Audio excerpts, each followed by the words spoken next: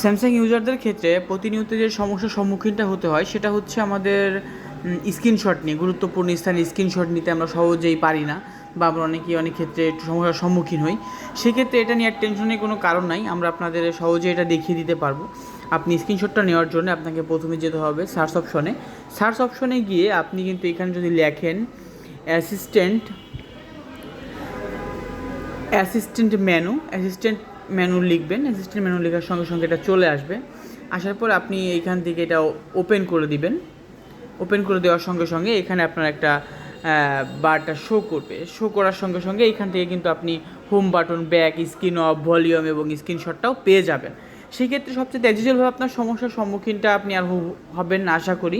স্ক্রিনশটটা মেনু আপনি এখানেই পেয়ে যাবেন। চাইলে এখান থেকে আপনি গুরুত্বপূর্ণ এই স্থানের স্ক্রিনশটটা নিতে পারবেন খুব সহজেই। এটা আবার আপনার পরবর্তী জায়গায় এটা ফেরত চলে আসবে।